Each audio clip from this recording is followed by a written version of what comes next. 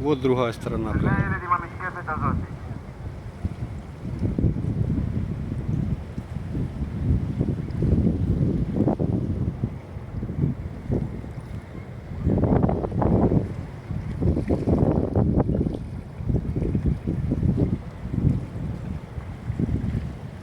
Пляжик.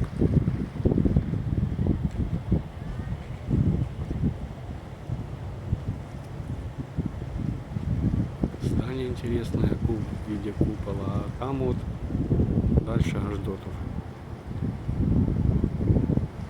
Водичка чистая, прозрачная.